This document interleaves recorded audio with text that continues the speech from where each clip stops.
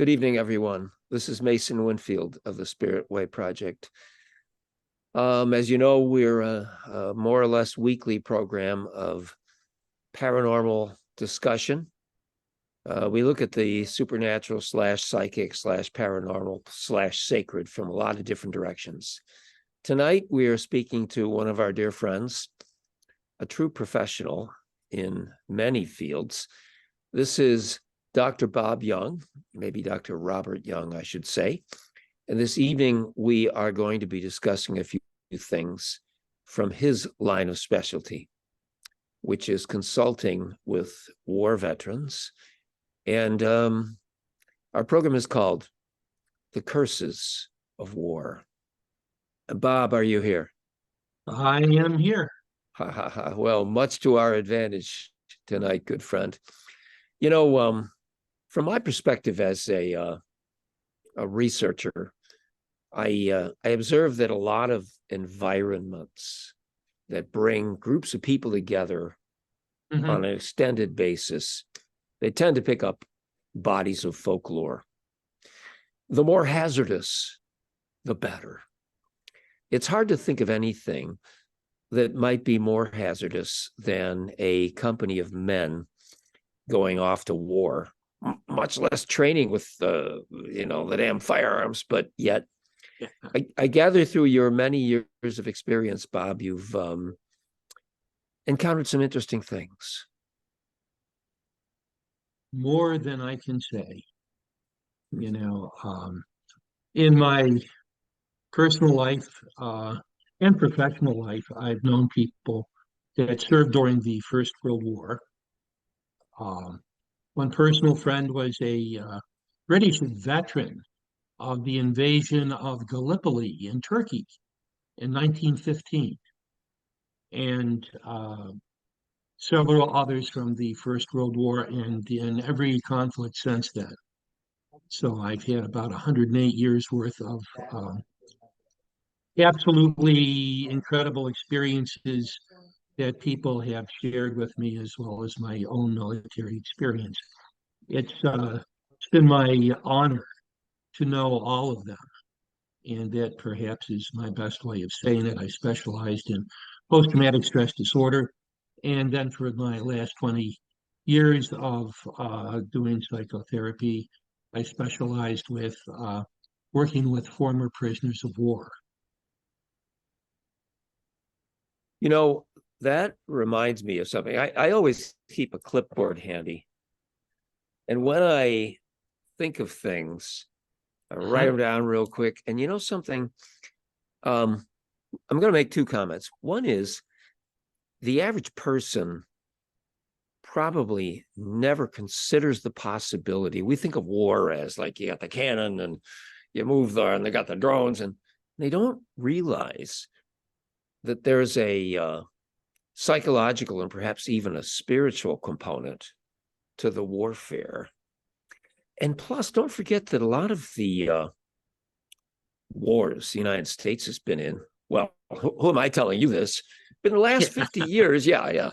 But in the last 50 years, they've been pretty much, they haven't been major power wars. They've been pretty much policing expeditions into societies that have a much stronger faith and practice of the supernatural than ours. Absolutely.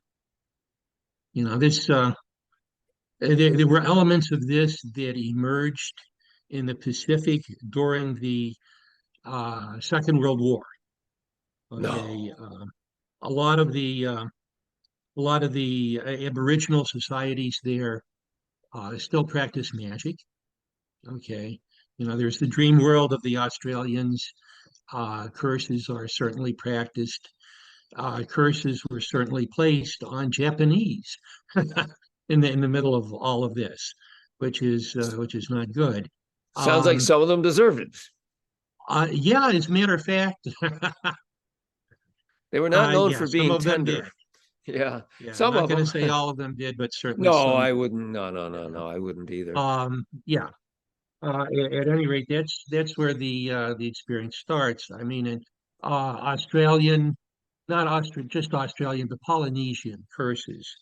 There's the whole process of choosing, who the person or persons who are going to be cursed are. There's the ritual dressing up in a lot of complicated, let's say, costumes. There's a complicated ritual, and that is followed up by an actual, when they can, by an actual kidnapping of the victim. Well, that would And make it easier. oh yeah, yeah, yeah, yeah. They don't kill the person while he's Oh, kidnapped. oh, Okay, they do well, the I mean, that's cursing. good. Yeah. Yeah, well, I'm not sure. Oh, yeah. Yeah, at any rate, the person is ritually indoctrinated, you could say, and then let loose. And Huh. shortly after that, the individual dies. Now, nobody is really sure why they die. Australian psychiatrists actually have a word for this, and they call it the sorcery syndrome, in which a person believes he's been cursed, he's going to die, and through a psychosomatic process, actually brings that about on himself. Okay. And in Polynesian In culture, in there's one reinforcement. interpretation. Okay. Yes. Okay. Another interpretation is if the person isn't cooperating, he gets poisoned. Okay. That's another possibility that was put out there. This is the same sort of society that the word taboo comes from. James Cook, Captain Cook, when he went to Australia, came into contact with the Aborigines and learned of the concept taboo. And there it was, if you offend the spirits, it is the spirits that will kill you. Okay. You have cursed yourself by crossing them. Okay. Whether or not that involves eventual poisoning if you're not cooperating with the spirits or not, that has never been proven one way or the other. Okay. But that's I, certainly part of the cultures, you I don't know. see how you would ever prove a thing like that because some of the time it might be true, and then some of the time maybe there is an explanation beyond the material for some of this stuff. Hey, Well, yeah, go ahead. let me ask you this. Now, the the cultures you spoke of that brought up the Hmm. taboo, um, what societies are those? Like Samoan, maybe, or Samoan, certainly, the societies in Papua New Guinea, hmm, Aboriginal Australians, Gilbert Islanders, Solomon Islanders, wow, Marianas Islanders, the Polynesians in the Pacific, sure. essentially, is what Well, we're talking about. so they're ancestral to the Hawaiians. Oh, absolutely, yes. Oh Yeah. God, the Hawaiian kahunas are Oh, supposed yeah. to be some of the most powerful medicine people the world has. Oh, sure. I mean, I know Sure. some pretty hard-minded people Uh-huh. in the martial arts community, and Yes. they just the respect they've got for that type of Mhm. uh you know uh aboriginal medicine is it's off the chart. It's Oh, like well, sure. it sounds like if the kahunas ever really decided, I mean the great ones, if they Mm-hmm. ever really decided to show modern science and contemporary Mm-hmm. psychology a lesson, they'd be pretty capable of doing it. Um, it would be an interesting experience. It would be, I would like to see that, Oh, you know. well, I'm not saying I'd like to experience it. I'm saying I'd like well, to not see if it's a it. bad lesson, you wouldn't. No. Exactly. Yes. Yeah, Yeah. but you'd have to do some serious transgressing to get them that mad Oh my at you. God, of course. I mean, the But picture of the tribal elders is that they're very magnanimous people who, yeah, they're people like all of us, but their hmm. goal is not to go, Oh no. like, No, I mean this is part of their spirituality.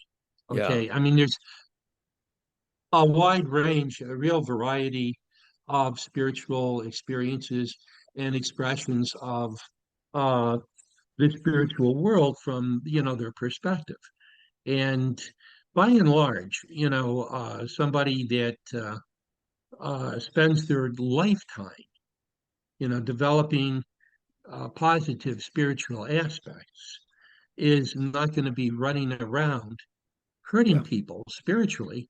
Uh, I've seen instances of protection that was being offered. Okay. And in the process of the protection, it may mean the failure of people of ill will, but that wasn't a direct curse, if you will, upon those with ill will. There's a huge distinction there. If someone that is potentially the victim of evil is being protected, the frustration of evil is not a curse. You know, um, yeah, curses are basically meant to intimidate, to manipulate, or to extract revenge. And those who are trying to utilize that negative force to obtain any of these ends are really involved in a process of spiritual self-destruction. The Buddhists, there are rogue Buddhists that will do curses. And I'll underline the fact that that is rogue, that is not the usual. Okay. And the teaching is that if they indulge in that sort of thing for their own personal reasons, that they are into 10,000 years of bad karma for using that kind of spiritual force. They're going to frustrate themselves. They're not going to obtain what they want, and they are going to be in for lifetimes of more suffering than they can dream of. And that's perhaps the best way of expressing that Buddhist teaching. Hey, I'm going to mention something to you. Have you heard of the British occult writer Dion Fortune? Yes. I think her dates would have been like 1900 to about 1944, something like that. Hmm. Her real name was Violet Worth, but the long and the short of it is, she's written some really cool books on. She's a kind of a cool fiction writer. But to get to the point, during World War One, she was working as sort of a assistant to basically a psychologist, a Hmm. guy who was, and I don't know what they called it then, but he he was a counselor to a lot of returning World War One vets. Hmm. And Hmm. as we all would know, World War One is considered pretty much the first modern war. It was fought with machines on the three levels of transportation, land, sea, air. Yep. And Dion Fortune and this psychologist reported a lot of Hmm. Hmm. um, syndromes among returning veterans that they thought could not be explained with physical means. Hmm. And you occasionally encounter something like that yourself. Well, sure. Okay, my basic experiences, first experiences with that actually came from the Vietnam War. Okay, later I met veterans from the Second World War and actually even civilians from the Second World War that brought their own similar sort of experiences to bear. Okay, in Vietnam, you actually had the casting of curses. Okay, there were the Hills people, the Montyards, the Hmong, that were somewhat like the Native Americans are in American society. Yeah. These you would say would be the Native Vietnamese. Okay, and they tended to ally with us. Okay, Yeah. they did not want Ho Chi Minh, they did not want the communists, and they allied with us. They were casting curses on the North Vietnamese and upon the Viet Cong. Okay, and these involve blood sacrifices. Okay, um, there Of were animals. yes, there were Buddhists, rogue Buddhists that were actually on the side of the Vietnamese, and they were casting curses upon Americans.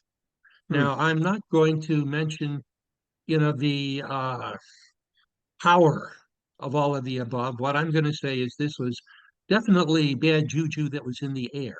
Okay. Let's the ill Okay. will, Yeah. okay, the ill intentions, were permeating the air. Okay. And that as you come back and you're dealing with post-traumatic stress disorder, you deal with all of the uh, effects of the war, the physical effects, the mental effects, the emotional effects, and the spiritual effects. And among the clearing of the air of the piece for the spiritual effects would be the clearing of any of the, let's just say, negative energy that may have followed you back. Okay. And that is a part of holistic healing. And I'm sure it has been in wars going back to the Stone Age. Okay, because in since recorded history, we have always had shaman or wizards that were casting spells upon the other side's armies and giving protection to their own armies. Uh, the most startling example of this uh, comes from uh, comes from the book of Joshua in the scriptures. You have Balaam, the wizard, who was engaged by the king of Jericho to cast a curse upon the Israelites. So, he's walking along the road, actually riding along the road on his donkey. His donkey stops dead in his tracks and will not go. And the guy's beating the poor donkey almost to death. And the donkey turns to him and says, "You fool, can't you see that archangel with a sword over there who is going to cleave both of us in half if I keep going forward?" I'm paraphrasing. Okay. Hmm. At Hmm. that point, Balaam sees the archangel. Okay. And Hmm. very quickly does the back off boogaloo. Hmm. Now, forever and a day, people have said to me, "Oh, that could never happen. Show me how a donkey can speak." Well, many people have animals that they pick up on thoughts, feelings, and communications from. Okay. Many people that own cats swear that the cats tell them things. Okay. Or their dogs tell them things. Okay. This may have been some form of communication that the Balaam received and acted upon. And this may be a Bronze Age manner of attempting to explain the phenomena. At any rate, Balaam turns around and sends a message to the king of Jericho, which says, "I cannot curse them. I actually must bless them. Good luck." And we know how things turned out for the king of Jericho. At any rate, you can explain the story as you will, but it's an expression in the most ancient of literature regarding the phenomena of wizards being hired in war to curse or bless. Okay, and it's gone through classic times. You have examples from the Trojan War where Menelaus even sacrificed his own daughter for favorable winds. Okay, which started off another literary genre within the Greek classics, but that's besides the point. Uh, And even in very well documented Roman times, Romans would sacrifice their prisoners of war to the Olympian gods, Did and happen. they would curse in the process. That, that's absolutely historical. Okay. And, you can bring this up through the years. During World War II, you had the Nazis, you had Himmler with his SS at Westfalen, putting together all of Yeah. his SS The, generals to cast curses. You had the Vril. And on the English side, you actually had English intelligence that's right. incorporating Alexander Crowley. The magical battle of Britain. Yes, And do you and did this actually have any effect? Maybe nothing. well, I don't know, But the it's Nazis interesting lost. enough that they're paying cash to do this. And That's incredible. do you know how that connection got made? It was a Leicester Crowley who was a very flexible sexuality, and Oh, yeah, yeah, yeah. Crowley ran into an English nobleman who might have been in MI6. Forget the Hmm. guy's name, and his sexuality was gender fluid too. And so the two guys are. Right, yeah. And Crowley goes, I think we could probably help you against the Nazis. The other guy goes, well, we're getting our asses kicked right now. We'll take Oh, any yeah. help we can get. So he put a bunch of British occultists, including Crowley, Hmm. Dion Fortune, McGregor Mathers. Let me think. I mean, just a handful of these folks. And Hmm. do you remember who their MI5 sort of liaison, their handler? Do you remember who that was? I forget the handler's It name. was it Forgive was me. it was Ian Fleming, the guy that wrote the James Bond Oh, yes, books. that's right. Yeah. Isn't Fleming that cropped up all something? over the place, didn't he?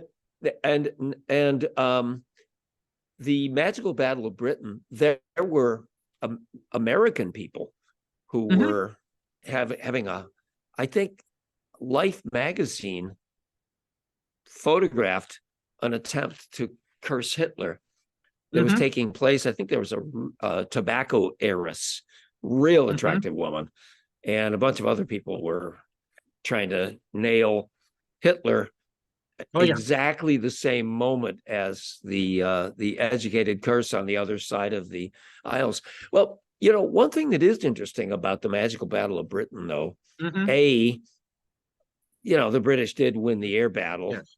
and but secondly, a lot of the people involved in that magical battle, a lot of the occultists Hmm. died soon after, Oh, and yeah. it was like the stress of this clash was like too much for a lot of them, It was more than the stress, my friend. You see, Hmm. all of them, even if even if they're doing it for the side of good, if you really wish to consider the British side of good, I guess suppose if you look at the Nazis, it is. But I'd say the there, Holocaust yeah, kind it of bad. puts it that way. Yeah, knowing many people that have been in the death camps as well as the POW camps, yes, I have to say that. But the thing is, they're using evil, combat evil. Okay, and there's a price to be paid even for that. Because if you really wish to combat evil, you don't use evil to do it because the ultimate effect is still going to be evil, and that's what they did not understand. Okay, let me give you an example. Okay, there is a dear friend of mine. Okay, she was 13 years old when she was taken to Auschwitz. Okay, she was a Hungarian Jew, and she got to Auschwitz, and she was separated from her family. Um, Dr. Death, the angel of death Men was, yeah, Mengele. Mangala, yes. He was at the station welcoming them. You go to the left, you go to the right. She was 13. She was told to go to the death side and didn't understand that that's what it was. She just knew that her sister, a couple of years older, was on the other side. She does a cartwheel over to her sister, and she's there. Mengele looked at me and smiled. Angel of Death, smiling Dr. Death. And I guess he saw the energy and thought, well, okay, we'll work her to death. We can do that much instead of kill her this instant. That old You know, see, softy. yeah, yeah. So he left her go. You know, she gets to the women's barracks and she says, "Oh, where's my mother?" And the women tell her to look out the window. See the smoke coming out of that building? Yeah, that's your mother, honey. Okay. She became a renowned psychologist. Her name is Ava Iger. Sometimes just called Edith Iger, but Ava. At any rate, she she had another experience with Mengele, and this is the important one that you should be aware of. He came to the barracks and said, "Who here can dance?" And all the women didn't want to say, "Hey, me." They all pointed to the little 13-year-old girl. So he drags her out to the front gate, where they had an orchestra playing the Nutcracker Suite for the people just arriving on the trains to be executed. So he tells her to dance ballet. She does. And at the end of the dance, he takes her back to the women's barracks and said she did very good, and he ordered double bread rations for the entire women's barracks, which in Auschwitz was golden. You know, the women later were remembered this, and on a march saved her life as a result of the extra rations that they received from her. For that meant life for them. At any rate, she said that when she danced for Mengele, she saw into his soul the depth of evil that had totally encapsulated it. He was SS. He did the rituals. She saw the possession that was inside of his soul. And she said she didn't remember dancing. All she remembered was praying for the soul of Mengele. Can you imagine that? Pretty This is noble how of you her. can this is how you confront evil. You don't become evil, you don't become manipulative, you don't become vengeful. You pray for it. Hmm. That's the lesson that I learned from her. So, Yeah. Bob, speaking of unholy personalities, and I don't know whether Mhm. this anecdote is correct or not, but there's a story doing the rounds maybe 10 years ago. Yes. Some politician met Vladimir Putin, and I think it might Hmm. have been a British guy. Okay. And something in the eyes of Vladimir Putin just stunned him. And he says, "Mr. Putin, you have Hmm. no soul." Hmm. And and Putin kind of looks at him and says, he looks at him kind of slyly and kind of like, Yeah. "Hmm, so now you begin to understand me." And I know, I know. I mean, I don't Yes. know. I have no, I Well, have no I'll say comments this. there. There is a process of seduction that evil gives to people experientially, and you're very, very vulnerable to it when you are in the intelligence field. Is that Okay, right? and Why? uh, let me think. That which is evil. What is his? What is the first name given unto him? The father of lies. The If you artificer. are in intelligence and it is your Oh bread my and butter to God, that's convincingly right. you take on this aspect of living the lie in order to deceive God. the other side into doing what you want them to do while thinking that it's what they want to do. Okay, there's levels of complexity, Oh wow. and this is born of it.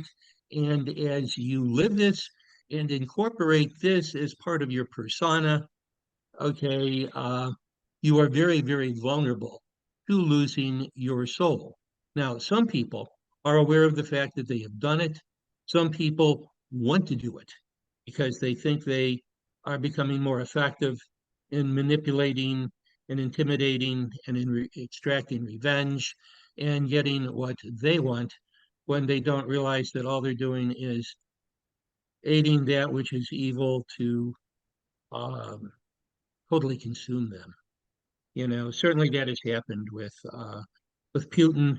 He started believing in a Bulgarian mystic.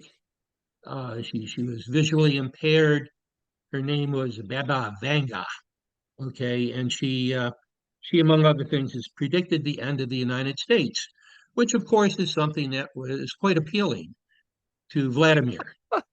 Okay, Sure. and he does actually have a coven that is, shall we say, spiritually backing him up and casting Pu- curses. Putin does? Yes, Putin does. They are Okay. based in Moscow. Well, Yes, I mean, that would, yeah, well, that's a tough call, of but I mean, course. what, I mean, what, they're just. Hmm? what sort of, evidence have you got on that? We have reports that have surfaced in very, very prestigious places in Britain Hmm, regarding that. Okay, they're hmm. quite quite believable. At any rate, um, it's it's incredible. You look at it almost like an initiation process. This process of seduction. Wow. Adolf Hitler underwent it. Certainly, there are numerous sources that confirm that, and there's actually sources that confirm that Pope Pius XII, far from being Hitler's pope, as one author tried to make him out to be, actually attempted a long distance exorcism of Hmm. uh, of Adolf. Didn't exactly pan out, but he attempted it. Which certainly says the degree of evil that the uh, Huh. Führer was imbibed with. I still kind of think that World War II might have been the third secret of Fatima, because we still don't know what that is, and I certainly don't, and I don't know anyone who's convinced me that they do. And they said that the Pope cried for days when Hmm. Hmm. told the third secret. And I'll tell you, World War II is about the biggest mind effer that, in my opinion, has ever happened Yes. to humanity. Anyway, you're so interesting to talk to, and you have so much depth and knowledge that I'm making this sort of a personal conversation where I get to just learn stuff from Yeah. you and groove out on that. But I think probably our listeners would be really interested to know Hmm. what are so Hmm. um you've counseled returning veterans whom you suspect to be the victims of cursing. Yes. What were the manifestations of the curse? What did it look like? What was happening to them?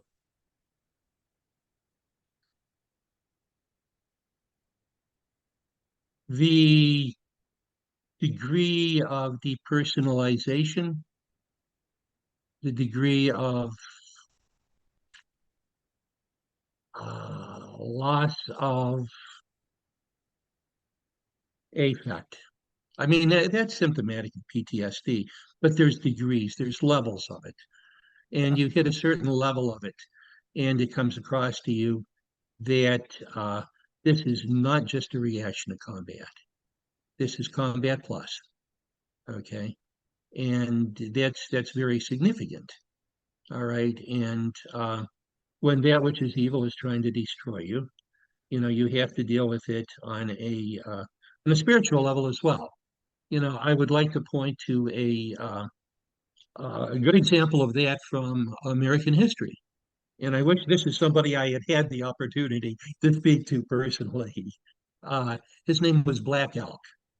Okay. Oh And yeah, he was a Sioux who was yeah. 13 years old when he participated in the Battle of Greasy Grass, known to Washita, the whites, as the Battle of the Little Bighorn. Okay. So this 13-year-old kid participates in the Battle of the Little Bighorn, and he participates in the subsequent wars to try to preserve the Sioux Nation. Okay. Uh, Pervasive PTSD, of course, and he ends up dealing with it in an extremely spiritual way. And the best look at this and coming back, you from PTSD, utilizing spiritual tools, if you will, would be pick up the book Black Elk Speaks and read it. It's a wonderful read, not difficult at all, and it teaches us many, many things that we all need to know. So that's maybe my best way of putting that. Well,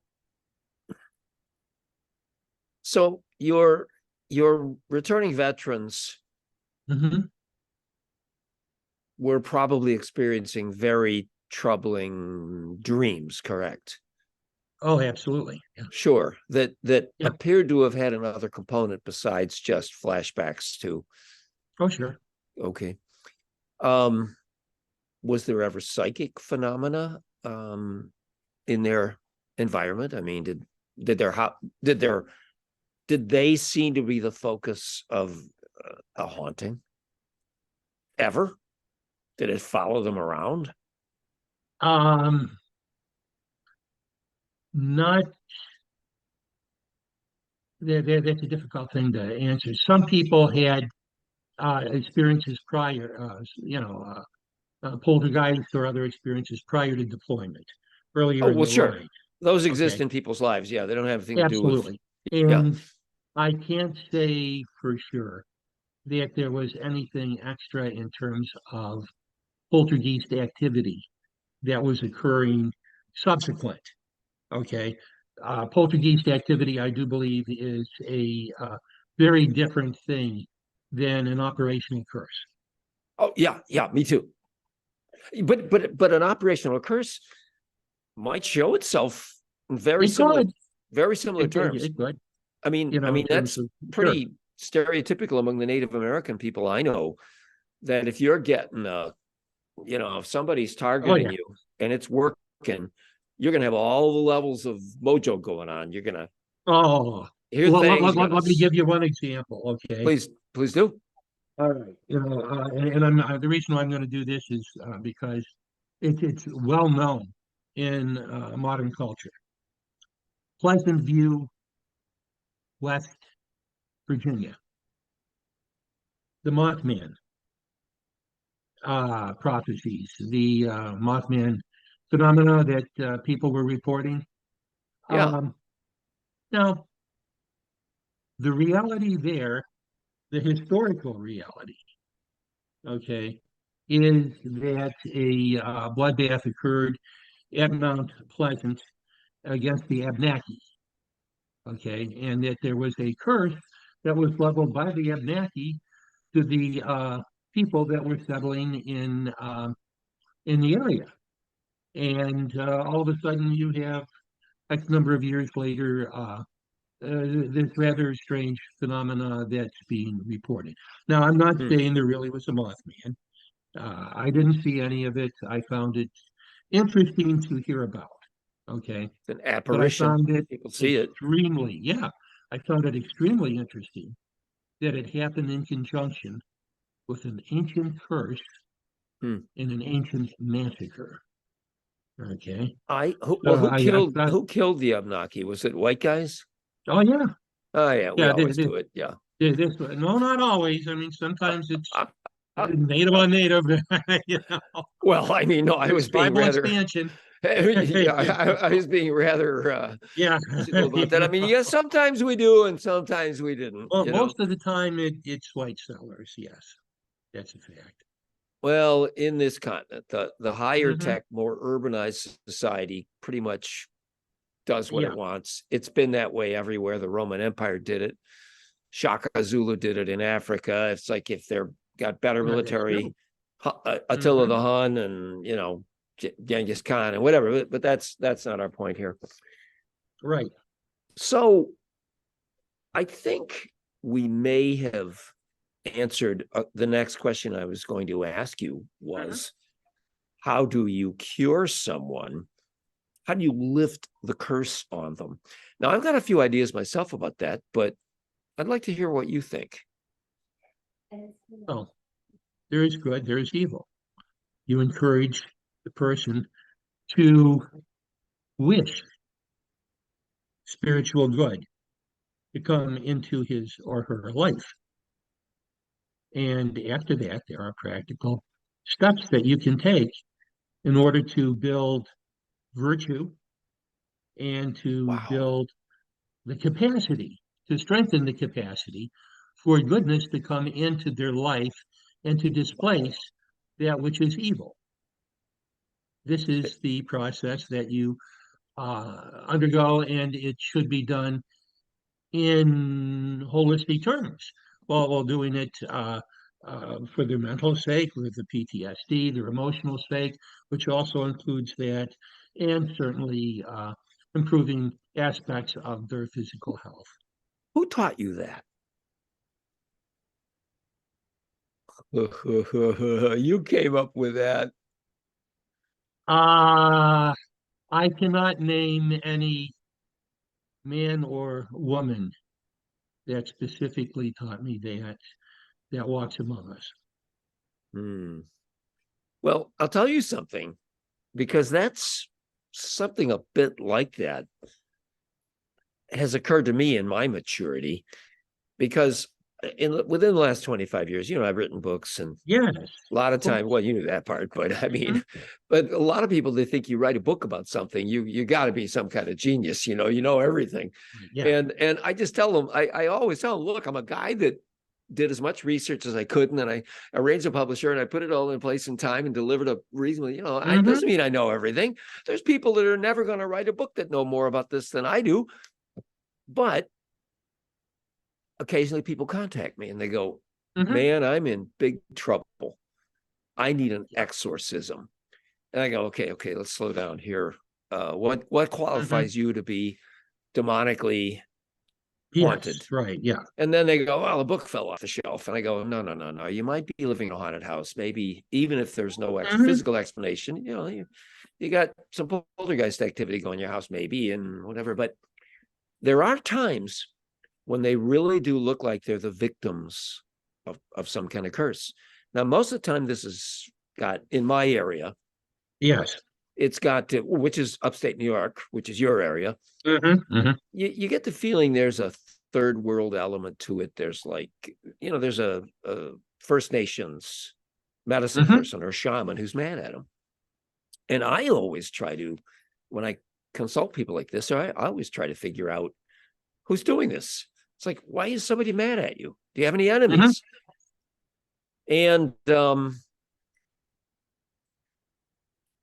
sometimes you get somewhere and sometimes you don't. But the big trick I always tell them is, look, be the best person you can be. You've got a suit of armor here, and Yep. we've all got chinks. And you need to Hmm. realize your flaws and strengthen your emotional core. You need to be the Hmm. best person to everybody. And this doesn't mean you can like go to Live Aid and dance around on stage and then beat up the waiter when you and Sting Right. and Yes. Bono are out, Yeah. are out for sushi Yeah. in LA. It's like you have got to be as high a level as you can be, and you've got to begin to realize, So I'm going on. This program is about you, not Hmm. me. But I found that remarkable that we both counseled people Hmm. the same way. I mean, you need to be kind to beings over whom you've got clout. I mean, to me, that's the real test of human being. Hmm. Build it, and that's one way you build your spiritual base, because we're Yes. 99.9999% material physical beings. on this planet. And we just deal with the physical realities. And if there is a spiritual component to us, which I do believe, but if there is, it's not divorced from physical reality. It only No. occasionally manifests itself to us and in our lives. And Wow. those are very, very special moments. Hey, speaking of another type of curse of war, you Hmm. unquestionably heard about the ghost dance movement in the Of far course. west. Yeah, Yes. yeah. Now, this was pretty much Hmm. the last gasp of Hmm. serious Native American resistance in a military term. Yes. Yeah, and that would have to be interpreted as an occult venture, even though it looks very spiritual, yet this was an Hmm. attack. Well, yes, it was. It was not meant to be so much a military attack as it was to be a inspiration for a spiritual revival for those that were dead to come back, a spiritual revival for the buffalo to return, spiritual revival that would overwhelm, the invasion of the whites from Europe. It was Or teach them. there were magic garments that were given The ghost to the shirt, warriors that medicine would shirt. stop Yeah, the of bullets. course, that's pretty Okay, common. yeah, Taboos, totems, and things like that. But keep going. didn't work out well at Wounded Knee, but that was a it was part of the movement. But It's just although it terrible. did have elements of actual resistance, that was at the low end of what it was trying to accomplish. Okay, it was. I think in terms of it's similar to an aspect of Judaism. Okay, very Hmm. Orthodox Jews, believe that if you if enough people perfectly keep the commandments, that will entice uh, the Mashiach, the Messiah, to return, to come, and uh, and that's a very important aspect of spirituality for the very, very Orthodox within Judaism. In a similar respect, okay, the ghost dance was trying to entice the return of the ancestors and the buffalo and the old way of life from the spirit world into this world to make it possible for the old culture to live and flourish again. It was more of that than it was we're picking up arms and we're going to regain this through force of arms.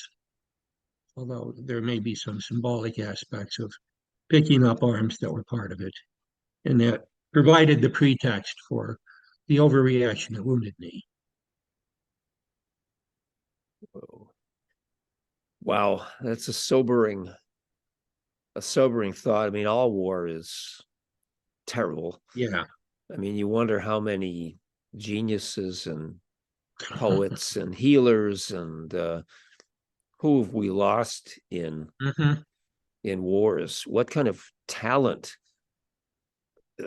that could have helped the world are we losing in these wars? And The I'm first thing I think of World War One. I think of Flanders uh, Fields.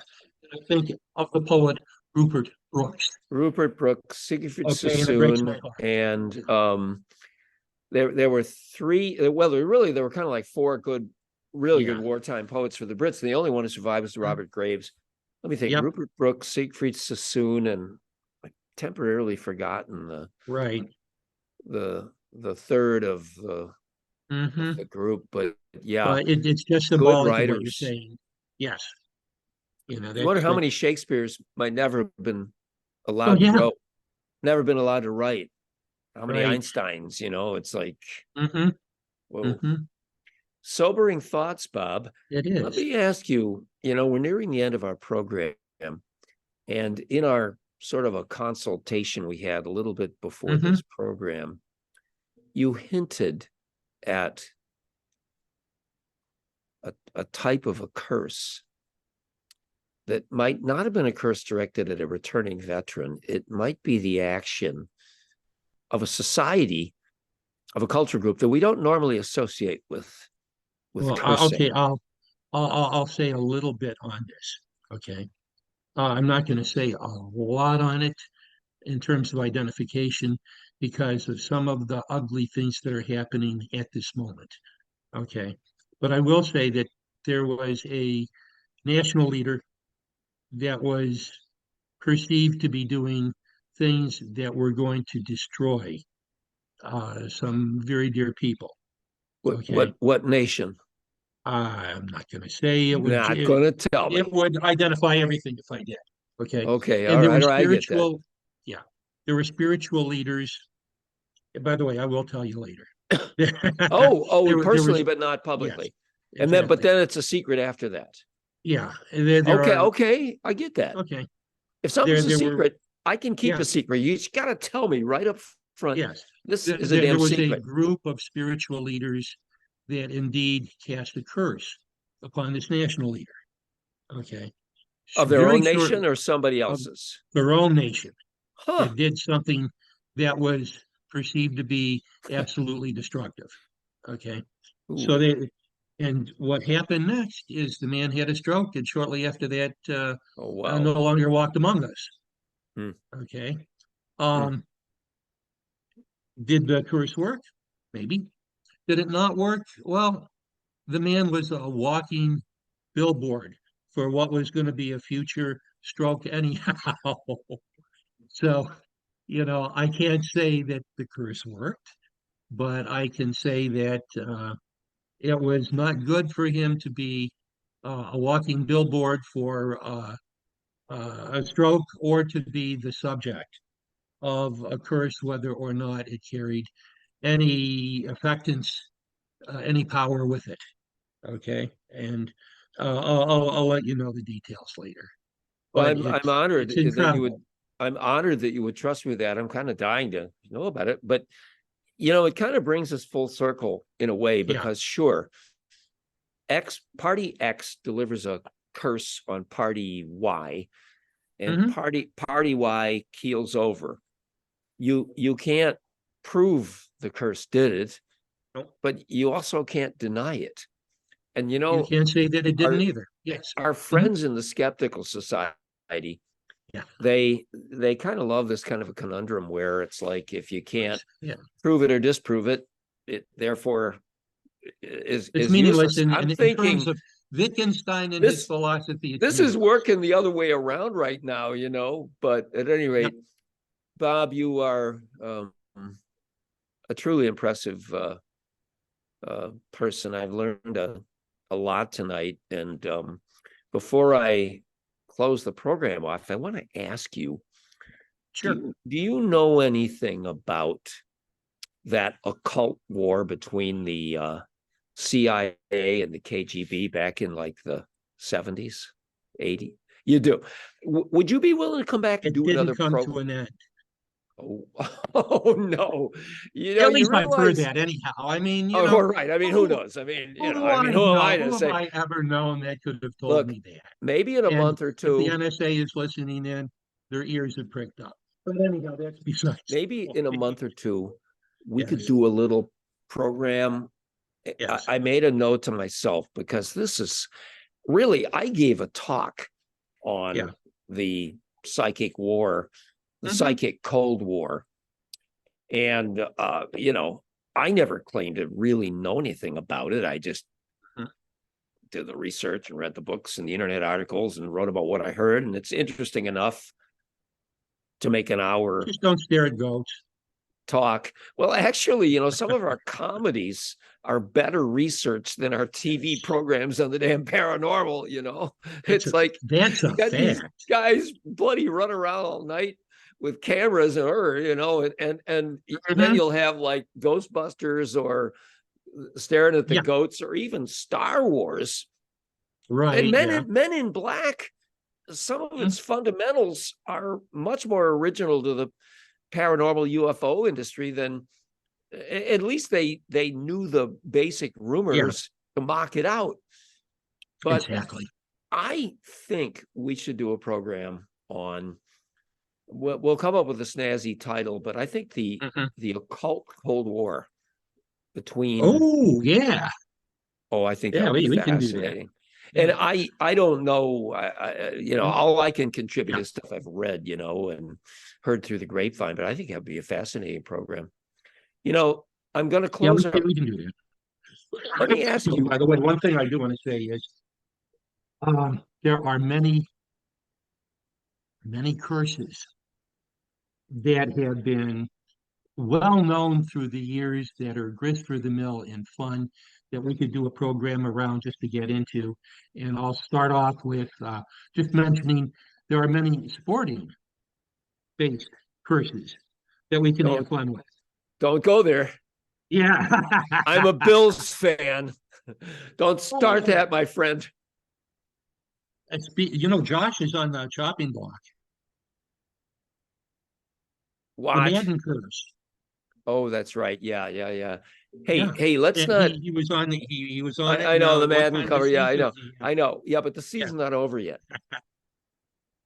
Not over yet. And the guy's playing at a right. he's playing at a Super Bowl level, but well, this last game, I don't want to get into it, Yeah, but let's just right. basically say the NFL has a problem with its officiating. Yeah. I mean, you cannot victimize one team spuriously 5 times and every one of them kills a drive or okay, I'm getting I off the do. track. I'm getting off There's the track. Maybe information on Max that better. too, No, but anyway, I'm getting ticked. I'm yeah. ticked. Maybe anyway, Bob. Um, It's we've been got an fun. agree. Beyond. We've got an agreement that we're going to do something again real soon. Sure. But for now, I have to Hmm. thank our illustrious guest, and I mean that, Oh, Dr. Bob Young. thank you. And we're going to come back and see you all with Bob and hopefully with the other Highwayman. Yes. I know. Soon. Our friend, little prayer for Uncle Yeah. Doug right now. Our dear friend Doug Scouten. Yes. Big love. He's coming back with us, and Yes, he is. I'm just delighted to get you two guys on the same screen and me just shut up and ask a question or two and give a little prod and let you guys go.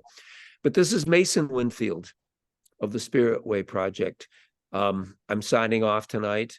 I want to thank everyone for listening to our program, for being our supporter. I'm going to try to show you how to support us in other ways. I mean, we're going to have an outfit whose goal is the preservation of the folk culture of the supernatural, including Mhm. everything that can be learned about it. And Bob, in the interest of full disclosure, is one of my brothers in this, and he's helping us a lot. And I'm deeply grateful to Bob for being one of our backbones. But for now, this is Mason Winfield and the Spirit Way Project. And thank you all for joining us. Have a great holiday season coming up, and we'll see you before the end of it.